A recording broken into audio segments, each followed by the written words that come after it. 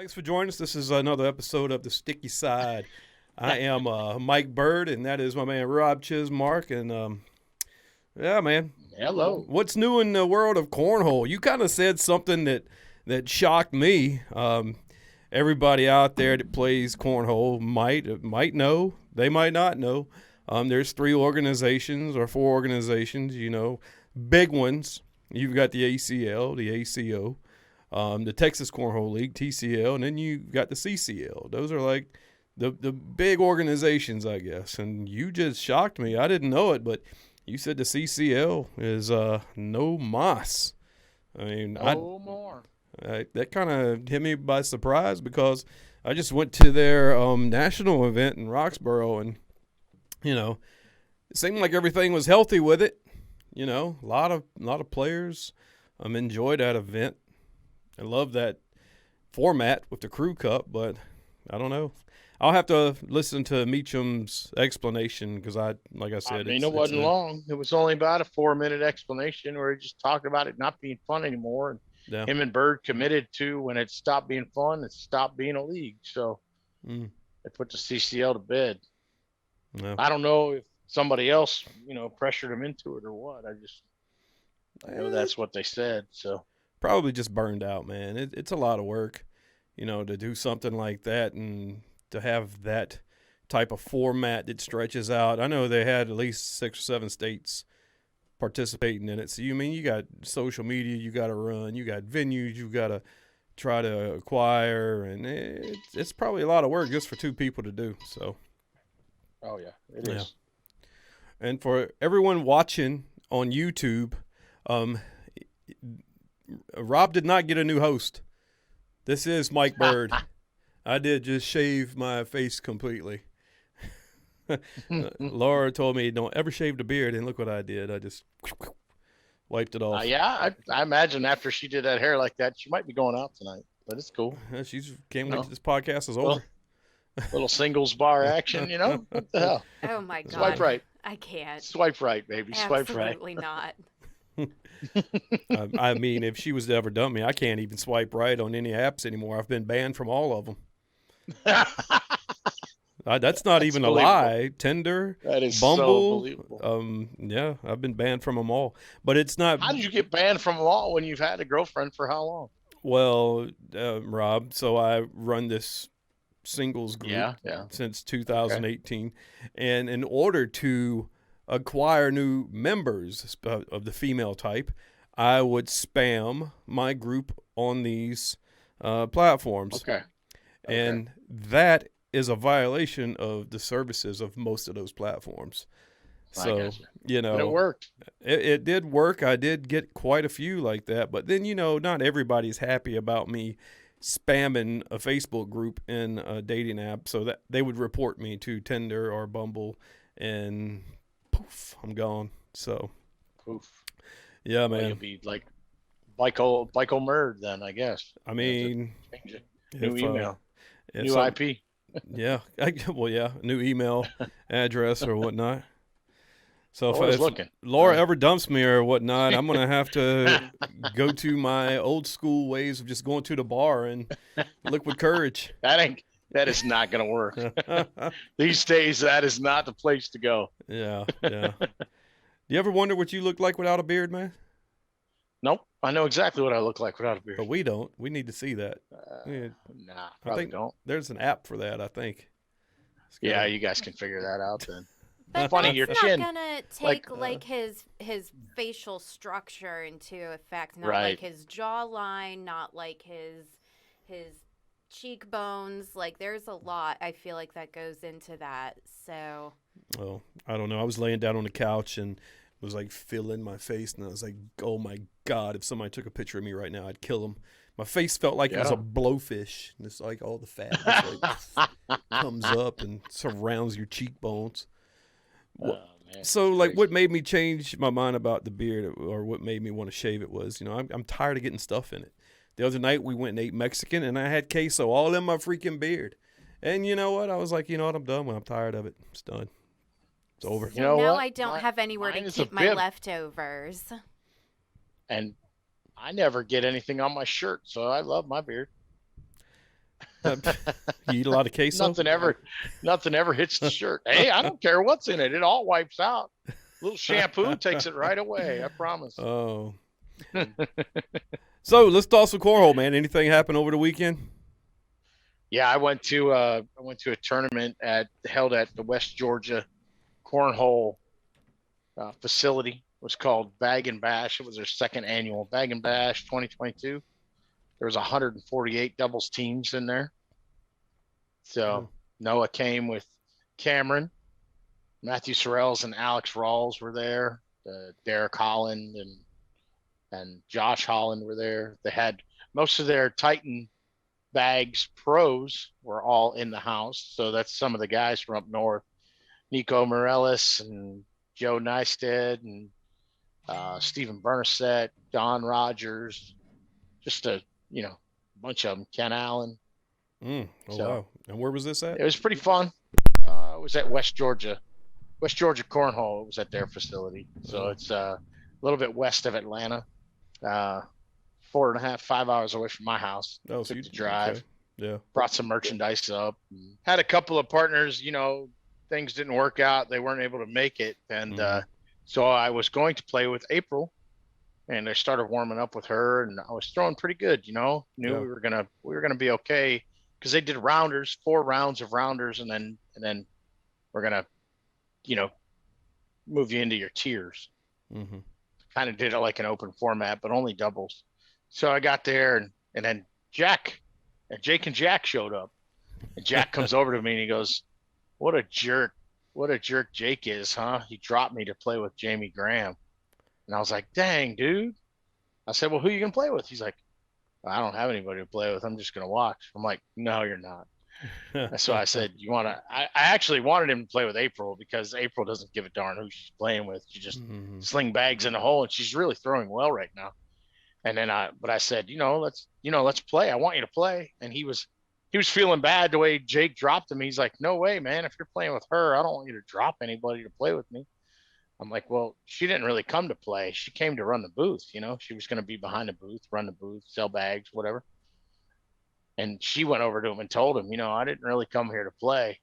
At that point, I was like, "Why don't you two play together, and I'll run the booth and I'll do the commentary and do the stuff that I do." And he was like, "No, man, let's play." So I had the opportunity to play with Jack this weekend. Let me tell you, man. I mean, what we see on whatever Facebook or whatever platform we see those guys play, it is nothing like watching the kid play live. This kid has got to be one of the most talented players in America right now, dude. Unbelievable what he can do with bags. He can just, it doesn't matter where they are, he can collect them, dude. He's just unbelievable. Every single shot. If he needs to roll, he rolls. It doesn't matter what the bag is in his hand. It's the way he throws it, and it does what it's supposed to do, man. The kid is amazing. It was an honor to play with him, but not gonna lie, I got a little nervous, man, and I did not throw up to my capability. So it was we ended up in tier 2, and then we got a couple wins on it. We ended up 3-2 in tier 2, but he was just he was amazing, though. There's no doubt about it. Wow, and we just had the Gore twins on the show. Right. Actually, that episode just dropped today. Yep. So y'all go check it out there. It's going to be on Spotify, iTunes, wherever you get your podcast. You'll be able to listen to that, or you can check it out on the Naughty Donkey Productions YouTube channel. But yeah, man, I wish I could get out and travel like that and get to see some of these players in person. We got something coming up in a couple of weeks. We're going to be heading out to Chicago to check out the Man Cave Monday. That's going to be a fun one out there. Rob and it's going to be big too. It'll be big that week, just because it's his birthday, so it's going to be pretty big. Bringing in, there's going to be a couple pros there, and the boys that I was hanging out with, Bernasette will be there, but Morellis will be on vacation down here in Florida. Believe it or not. Because that's right after the National is coming. I mean, that'll be Monday. That'll be a week, 6 days away. So I'll be coming from Atlantic City from the second Pro National. I'll be coming from there and flying to Chicago from Philadelphia. So, well, I'm looking forward to it, man. We get to do a Sticky Side on the Road show. I'm gonna pack up the old Pelican case and see what we can pull off while we're there. I think it'll be fun. maybe get some interviews and talk to a few people. Yeah, it's gonna be a great time, man. I played a little bit this weekend. I played in the ACO regional. I tell you, man, cornhole is a funny game. One night you can play and you will feel like, oh yeah, I'm back. I haven't lost it a bit. And then the next day you struggle. It's like you keep thinking about technique, thinking about, okay, how far is my backswing going? Am I going too far with it? Is my elbow bending? How many times am I re-gripping on my backswing? And you just lose it. But man, like I played in a blind draw Thursday and I was on fire. I was like, oh yeah, on fire, throwing 10s and 12s. And unfortunately, I think, it's a blind draw. You're only as good as your partner. So I think we ended up finishing like tied for 5th. And my first 2 games at the Bull City Regional Sunday, I was 2-0, and they were dominating wins. Nothing was close. It was like 21-4 and 21-1. But then I'm struggling with this damn pinch nerve, man.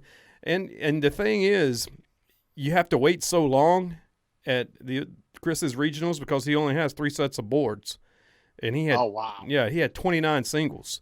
So you're waiting, man, literally like 45 minutes to an hour in between your matches, and it was cold. You can't go outside and warm up.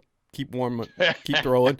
So you get cold, and man, my pinch nerve started kicking in, and by the time game 3 rolled around, I could feel it. I could feel my throat just going to shit, and I ended up losing my first game to Jacob Worley, I think is his name.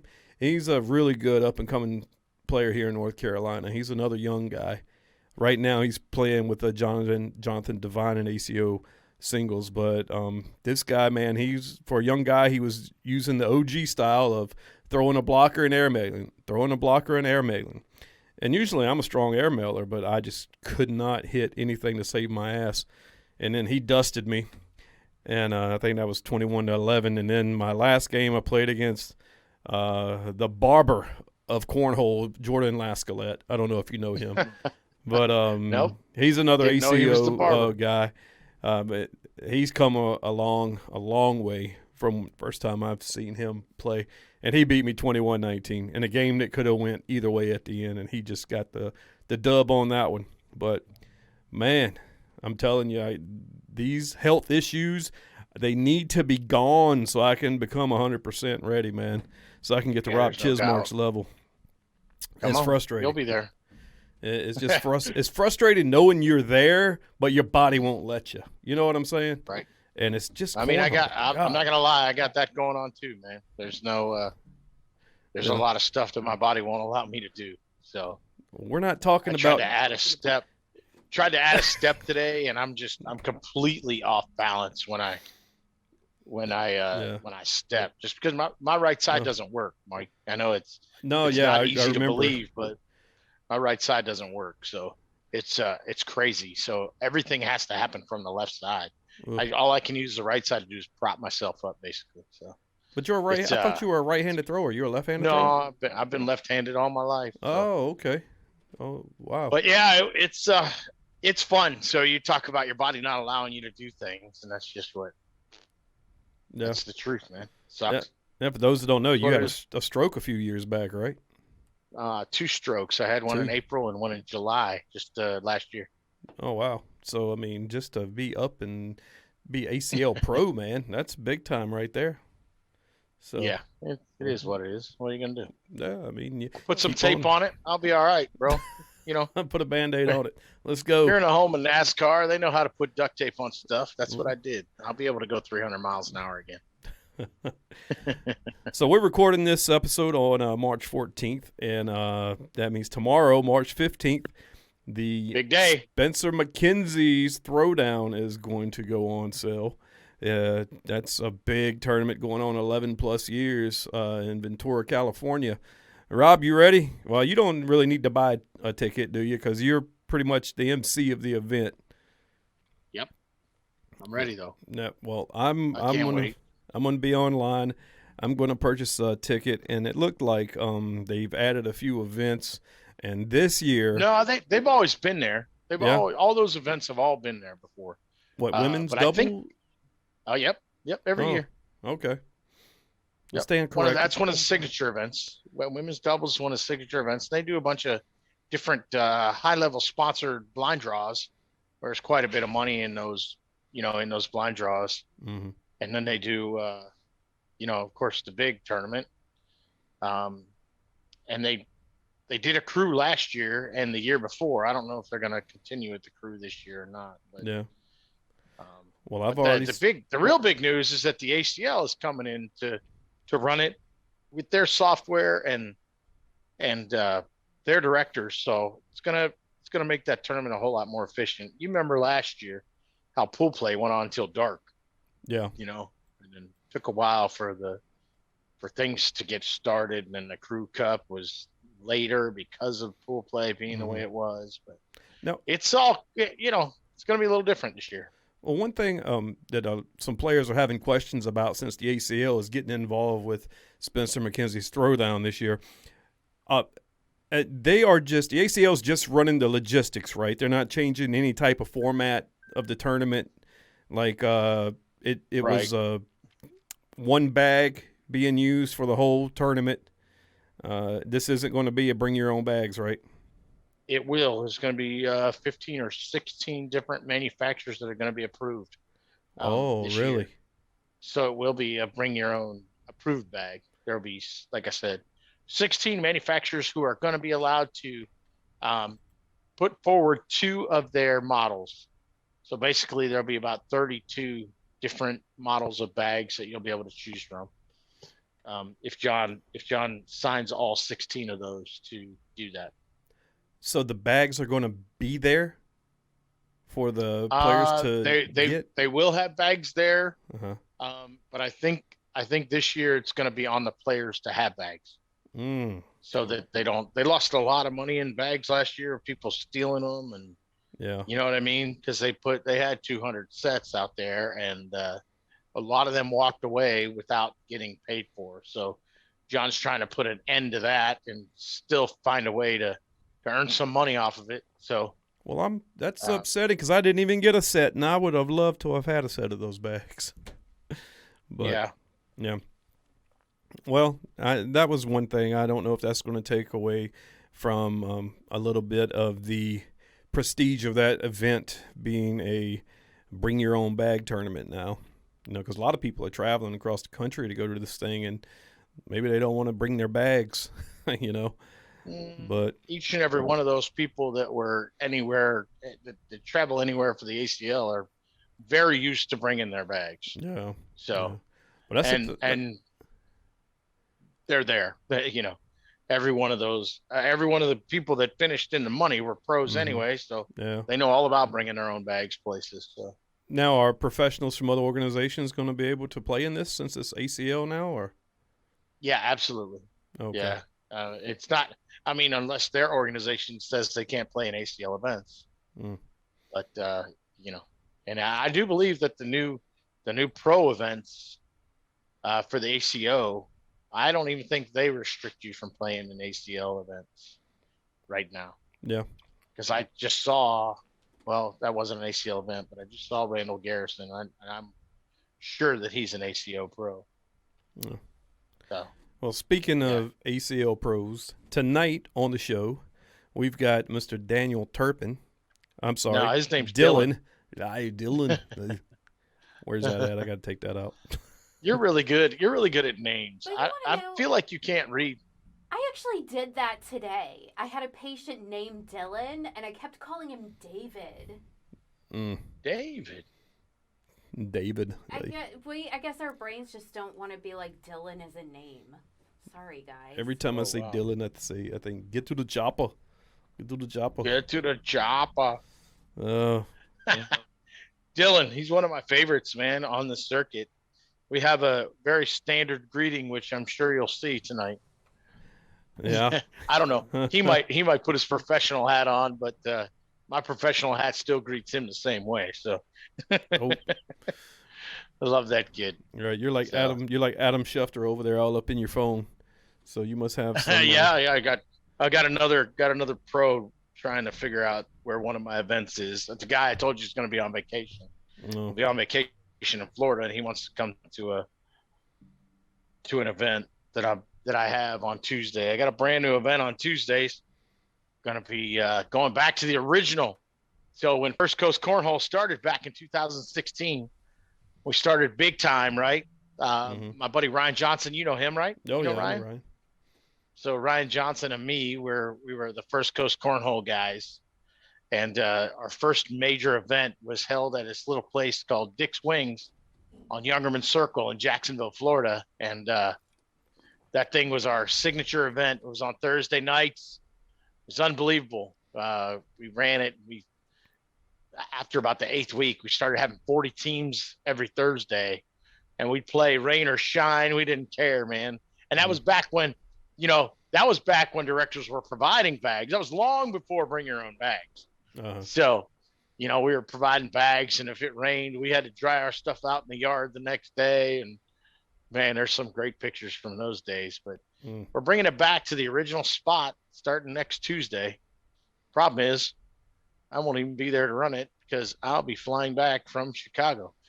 I won't get back on the ground in Jacksonville till about 9:35, which I better Uber my butt over to Dick's Wings, Youngerman Circle at that point, because nobody will be around to pick me up because everybody I know will be there. They got this cool thing, man. It's called Uber or Lyft. I'm gonna use it. I told you, I'm gonna use it.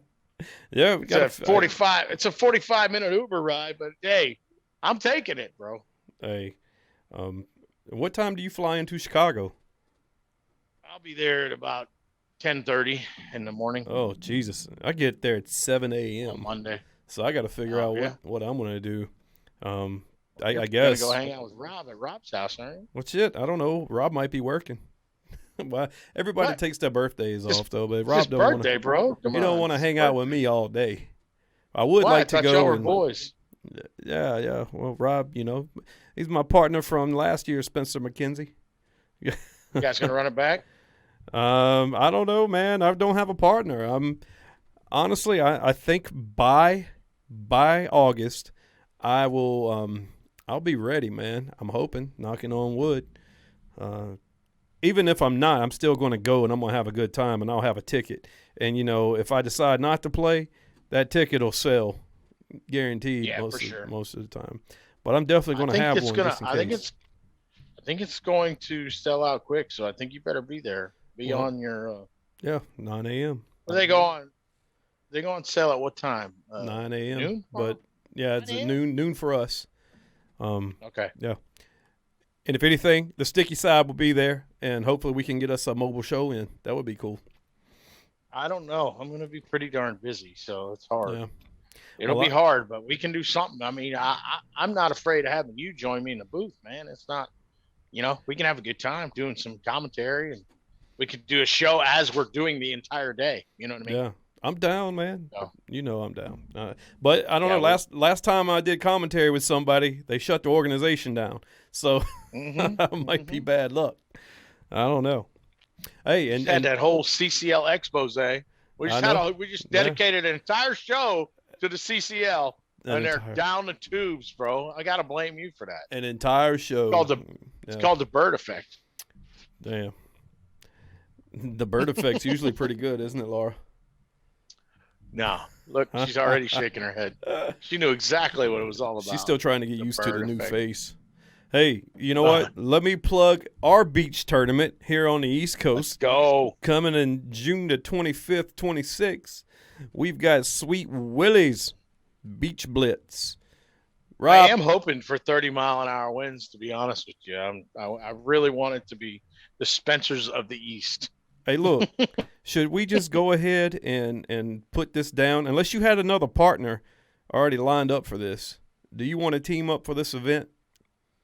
Because I don't have a partner yet. Look, I'm down. He's got a partner. I feel like we should be doing more work than playing. I feel like we should be doing important stuff with cornhole. Well, you know, what I there's mean? going to be. But I like playing too. But Well, so here's the deal. There's going to be a whole other crew there running the logistics of the event. You and I are just going to be mouths. We're just going to be talking. Right. And there's going to be. That's hard work, son. It is. It is. That's why we're not going to be doing it a lot. We're going to pick and choose. And and I am hoping that there's Wi-Fi so we can broadcast the event live. But even if there's no access to good Wi-Fi to power our equipment, I'm still going to record it like it's being live, and we're going to just put it on the YouTube channel so people can watch. And, you know, we'll sit there and commentate some of the matches. We'll pick and choose. I do know some ACL pros are signing up for this. I'm not going to name names yet, but they are limiting teams too, right? Yeah, it's 80 teams max and 160 singles max. Yeah. So I'm guessing that Jamie and Kaylee will show up. I'm guessing a lot of the North Carolina pros will be there. South Carolina pros.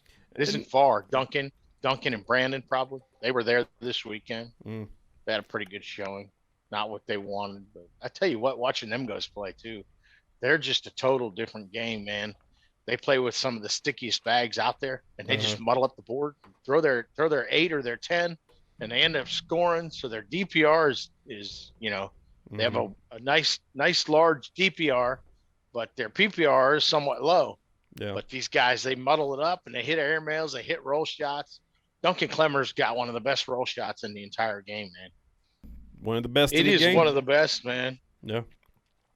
All right. Hey, Rob. So let's get to our guest, man. We got Dillon Turpin joining us from Oklahoma City, Oklahoma. Let's talk to Dillon, see what he's all about, man. Hell yeah.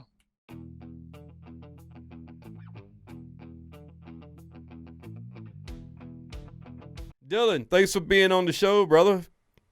Yeah, thanks for having me. I know you had to think twice about it when you found out Rob Chismark was the co-host. So yeah, I did actually.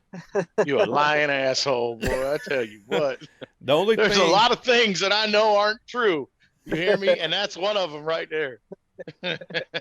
Look, all we ever have together, me and that kid, all we ever have together is fun.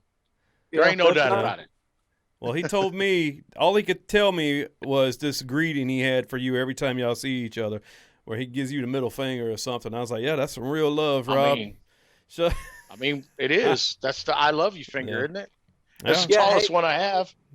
So a quick backstory on the first time I think I ever had an encounter with Rob. We were in I think it was the Austin Open last year. And I don't even know if Rob knew where he was at. He was so drunk. It was Winter Haven, bro. Maybe it was first encounter ever. Yeah. No, the drunk time was in Austin, but our first encounter was when you were in a blind draw in Winter Haven and I commentated the game. That's right. That was when I knew. That's when I learned who you were, and we had a good time. I gave you a nickname. I can't remember what it was at that time, but anyways, Rob. But Austin. Let's talk about Austin. Rob is so drunk, and he's playing on the board next to me, and I'm thinking to myself, who the hell is this guy so drunk? I don't even know how he's throwing the bag. He was easily the most annoying. I mean, I'm surprised everybody in the building couldn't hear the guy. He was being so loud.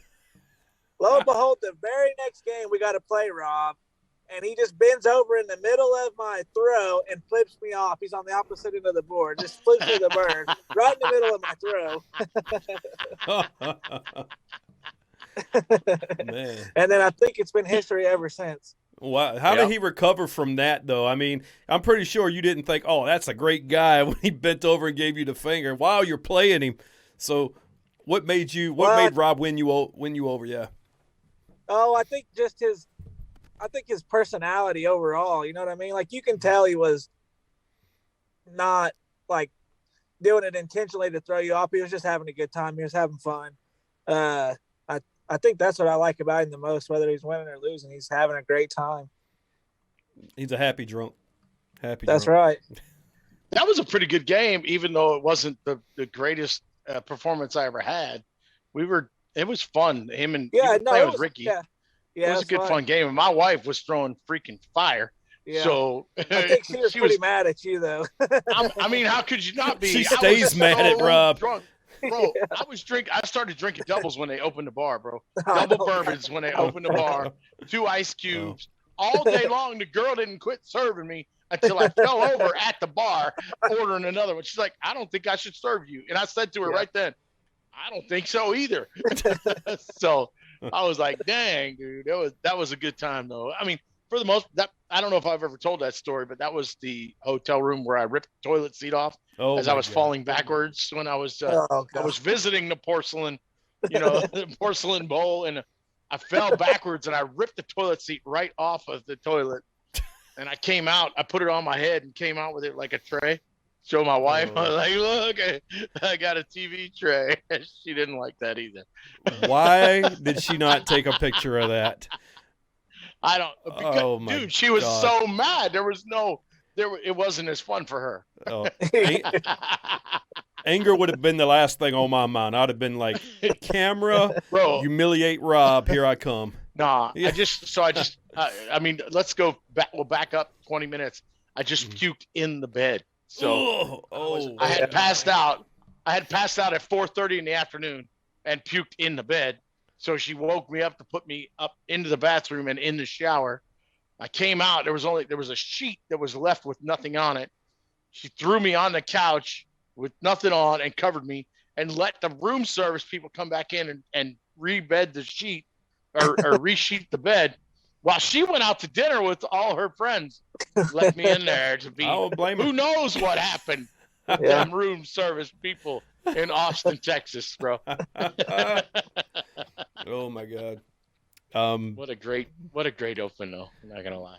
Let's see. There was one time I went to Texas with the North Carolina crew, and for their Ryder Cup, they invited anybody to bring their crew up there. So I put together a crew for North Carolina. I think Kentucky put together. No.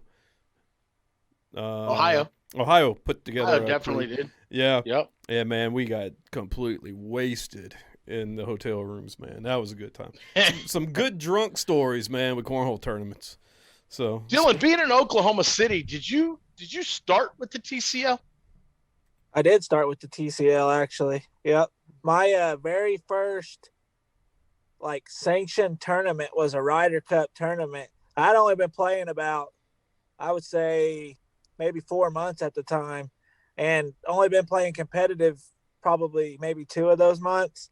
And I went down to Ryder Cup, and that's kind of where I got, I don't know, hooked, I would say. Yeah.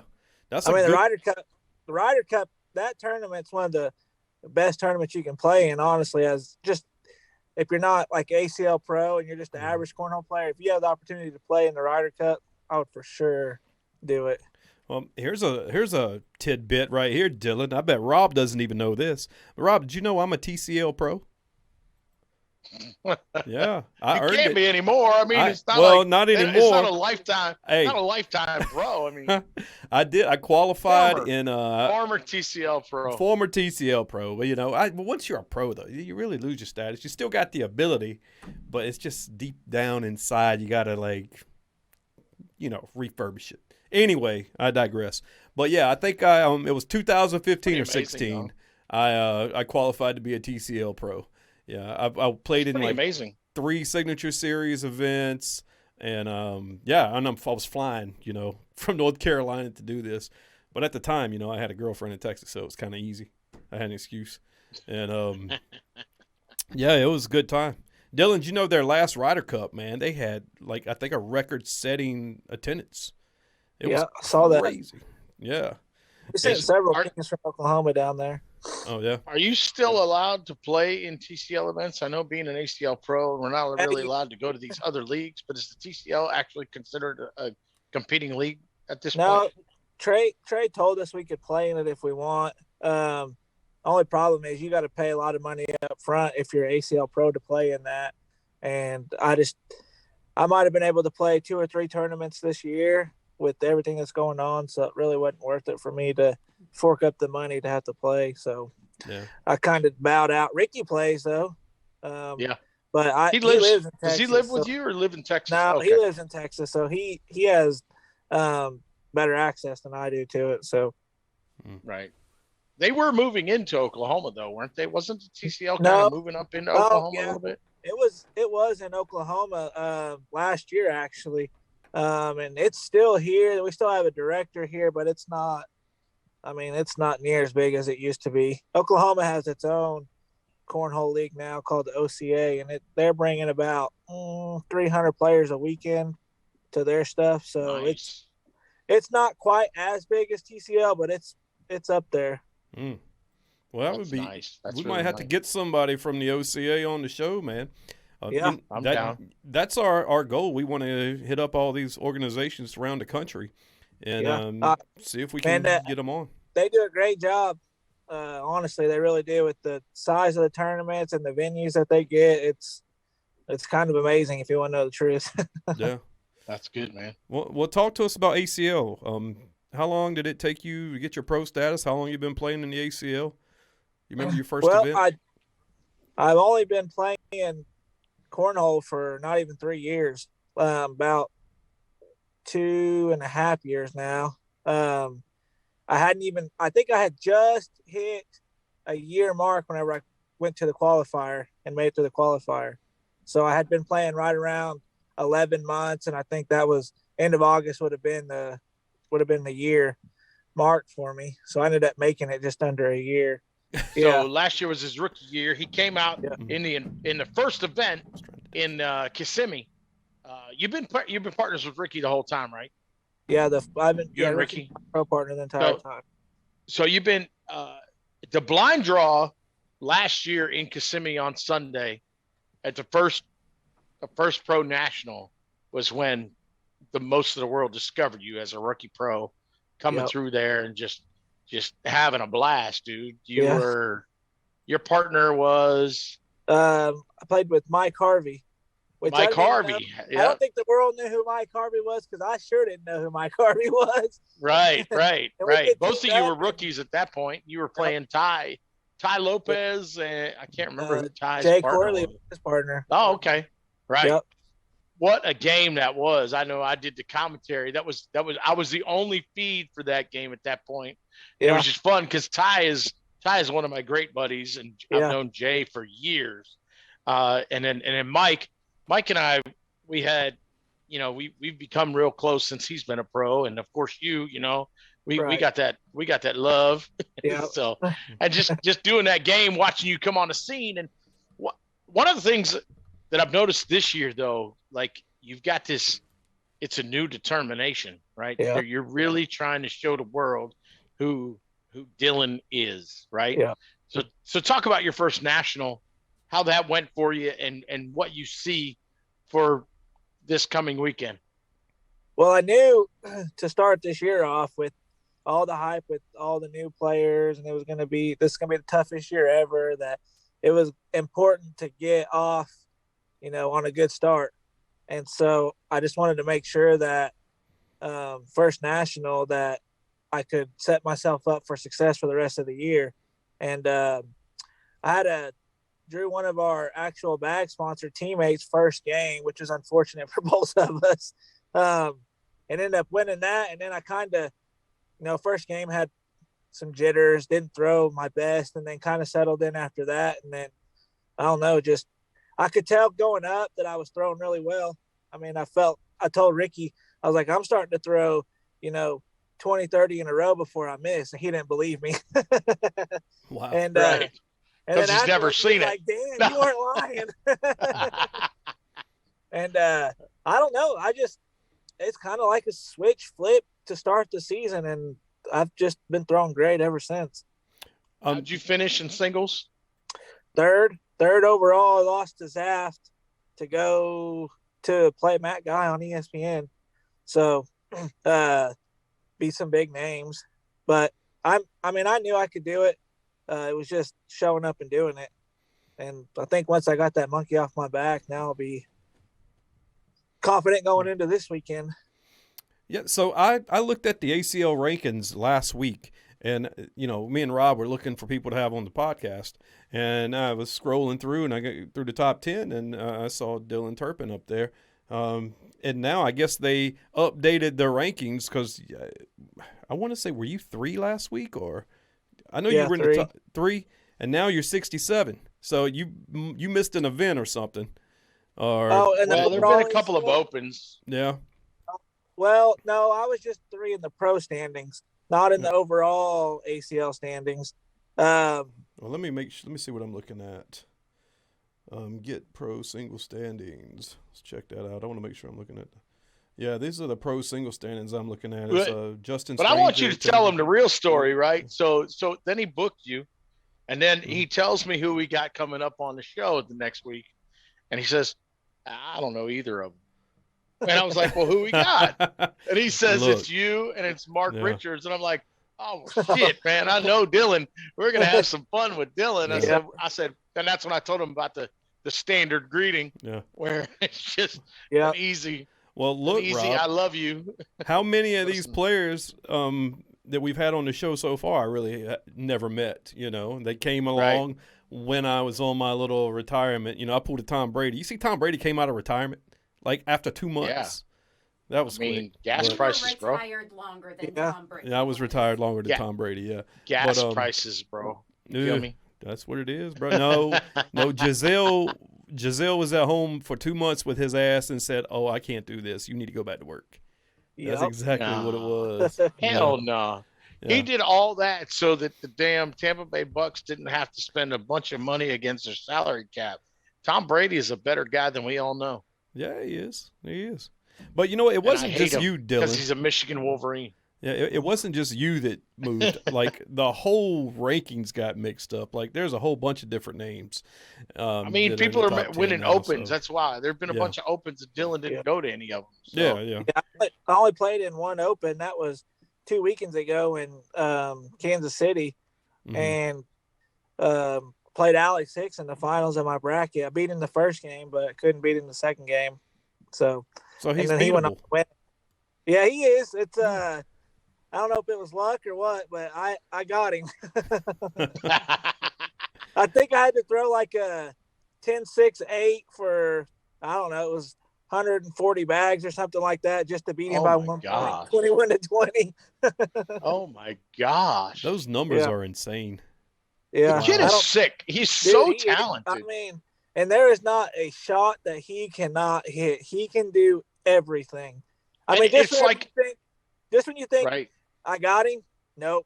He creates something different too. He'll throw something that new tomahawk thing that he throws that cuts all the way the other way. Yeah, the kid is incredible. Yeah, he's unreal. I mean, he might be number one. I mean, him and Matt haven't squared off in a while, but I think Alex can give Matt everything he wants. What do you think? So I mean, you're talking about Alex, so we'll talk about him for a second. But he didn't finish super well in the last national. What do you think it's like for Alex to play pro after pro after pro after pro? Guys that are going to be as good as him. Like I was just with him 2 weeks ago at Top Dog, and he just ran through it. You know, He ran through doubles, he ran through singles. He was just unbelievable. And I mean, he had Kyle Malone as a partner. So, I mean, when you have Kyle Malone as a partner, that dude is really good. Yeah. So, but I think the same goes for Alex, and just like Matt kind of last year whenever he switched from the ACO. It's just different when you get there and you play somebody that can beat you every game. It doesn't matter who it is at that level, they can beat you. And I think that's where some of the talent struggles a little bit until they get used to the level that they got to throw at. And I think Matt has it figured out now. And I bet Alex got it figured out now too, but just, you have to throw at such a high level every single game. I mean, at some of the other tournaments, you could get by with, having kind of an okay game, but at the pro level, you can't. At the pro level, you have to throw a 10-12 every time to stand a chance. Yeah. It's almost nowadays, if you're not averaging a 10 for the day, you're probably not going to finish very well. Ooh. It's crazy. 10 points is it's crazy. That's a lot, man. That's a lot. I know I do these ghost little games, and I have it set on 9, and it's a struggle for me, man. I don't average a 10. Lots of work in the lab has to be done before that happens. So, you have to definitely commit. That's a level that a lot of people aren't, just your average person's not committed to. Yeah. And So are you speaking for yourself? Is that something you had to do, commit to it, get a lot of practice? Yeah. Well, I used to practice a lot, and then I kind of slacked off towards the end of last year, just family and kids and life, and you know how it is. Yeah. And I told myself this year, if you want to continue to do it, you're gonna have to like buckle down. You have to really give your all, and so that's what I've been trying to do. It's paid off so far. Well, good for you, man. And you got your PPR pretty high for the year so far, don't you? Yeah, I think it's I haven't checked in a while, but it was like a 9.7, which is overall. I think that's pretty good for overall. But For sure. I'm starting to get to where I'm averaging over a 10 every tournament all around here at the local ACL tournaments. So I'm happy with that. No doubt. So you're winning a lot locally then. Man, it's funny. I don't think I've got first place except for maybe one time in doubles because I have to play Matt Creek Killer and Jacob Foreman and Delbert Foreman and all these guys every weekend. I've got 4 or 5 second places, but I don't think I know I haven't won a singles. I think I've won 1 doubles or 2 doubles. That's it. Does Ricky come and play with you in the local doubles, or No, you get not a local tournaments. different local partner? Okay. Yeah, I got a different local partner. But does that change things, or we actually don't throw the same bag. He throws a fast bag, and I've kind of gone back to a carpet bag. So when we team up in doubles, we're kind of just fighting through it. Last weekend we had state. And I was in the king seat and singles and got double dipped by Creek Killer, and we were in the king seat and doubles, and we got double dipped by Creek Killer and Foreman. So those boys can throw bags, bro. They're just different. I was just talking about that Matthew Creek Killer. I was just talking about him before we went on the show because I was looking at the rankings, and he's ranked number 5th right now. And I was what a name. I like it. We played in the winners finals and threw 160 bags. I threw a 10-8-9. He threw like a 10-6-7, and I beat him by 2 points. And we played for an hour. It was one of the longest games I've ever been a part of. I think we only missed out of 19 bags each. So that was crazy. Out of 160 bags, we missed 19 bags. 2 of them were on the floor. The rest were on the board. Oh, God. That's amazing, yeah, bro. It is. That's amazing. Crazy. That's the level you got to throw at, though. Yeah. Isn't that crazy? That's the level and that's what we were talking about a little bit earlier. Everybody's good. Yep. Like, and I mean, they're bordering on great. Everybody is bordering almost like I was talking with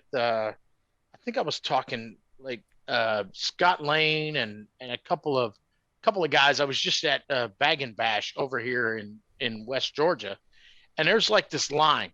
So you're either on this side of the line or you're on this side of the line, and what determines it really is how much perfect practice you put in. Because practice is one thing, right? You can throw bags all day long, but it's perfect practice that changes things. Yeah. So, you said you laid family, you found a reason not to practice, but now you've turned it up. And obviously the practice that you're doing now is more on the level of perfect practice because your PPR has gone up. The way you play the game has gone up. The situational stuff is different. You're in the games for 160 bags. That's a lot of rounds. I mean, that's 40 plus rounds, hour-long game. I mean, your practice has changed, obviously. Yeah. So that's the difference. When you strike that line, the difference is the type of practice. Let me stop you, Rob. Define perfect practice? What do you mean by that? Perfect practice to me. So, I mean, you and me, we could go out. What you're doing too, Mike, is kind of a perfect practice where you're trying to create the situations, even though you're playing against Ghost 9, you're trying to create the situations where you got to put every bag in the hole, right? And that's what Dillon is doing now is he's working on his PPR on every bag. He's trying to figure out how to get the bag in the hole every single time. Where other guys are just coming out here and they're throwing. If they throw an 8, they're not freaking unhappy with it, right? They're just throwing the 8. They're going to go down to the other end. They throw the 8, they throw the 8. Where you two are you're in a different place where you're trying to figure out a way to get every bag in the hole. You're trying to drag that bag that's got a little corner hanging over. You're trying to figure out a way to beat a ghost 9. He's trying to figure out a way to throw a 12 every time he throws 4 bags. So it's perfect practice. That, everybody says practice makes perfect. It's not really practice. It's perfect practice that makes perfect. So I like this. Practice with a purpose. Yeah, I like to tell that's right. I like to tell myself throw with a purpose. Because I mean, if you get complacent, you're not going to be dialed in, and you got to get dialed in even when you're practicing. That's what I tell everybody. They're like, "Man, how'd you get so good?" And I'm like, "Practice. I practice." And I started to where I practice with the purpose. Every bag I throw with the purpose, and I think that's really what has kind of elevated me a little bit. I'll probably throw for an hour and a half, 2 hours, and my last probably 30 minutes I play Ghost 10. I'm wore out, my arm's tired, but if you can't beat Ghost 10, you're not going to win a lot of games. And so whenever you're tired, you got to beat Ghost 10. And so that's kind of what I do. I'll throw, and my arm's tired, I'm wore out, but now I'm going to play Ghost 10, and that makes me be perfect. Makes you throw. You can't beat Ghost 10 without throwing 12s. So that's kind of what I do. And Ghost is a good tool to use. Because you can't throw an 11.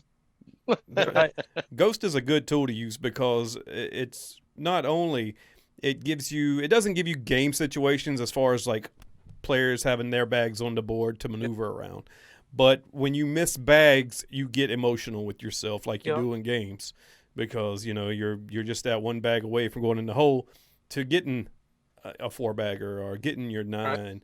And I like using the Ghost tool.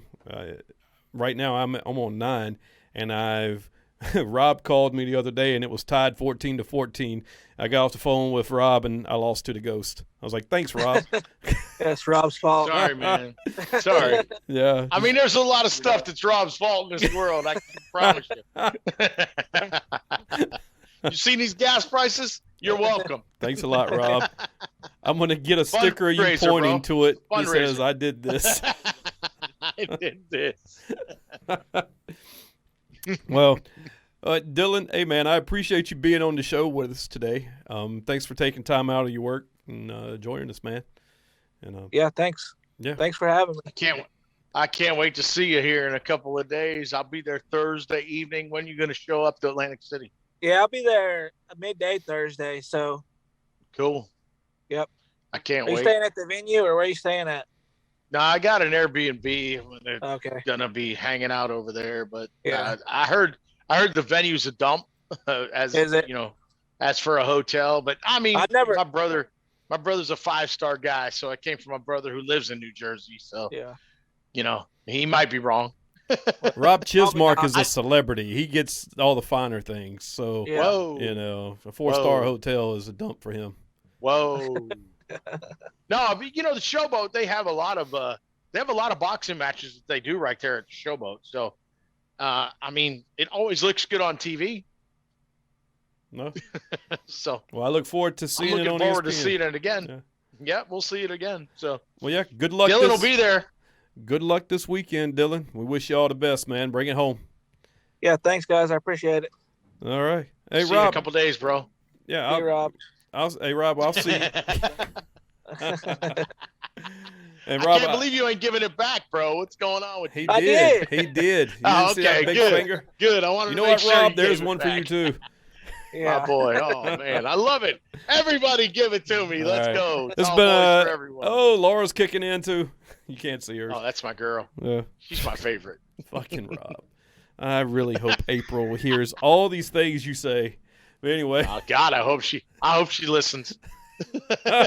Probably not. She probably listens to your mouth enough. It's the best mouth ever. Oh, speaking tongues. You feel me? Well, hey, this has been the Sticky Side. I'm Mike. That's Rob. Y'all throw them straight. We'll see you next time. Peace. Cause we all just wanna be cornhole stars saying keep ourselves and driving beat up cars. The crowd gets crazy and the beers ain't cheap. We get drunk all day so we just don't eat. And we hang out at the local bar, throwing bags in the hole like we have it all.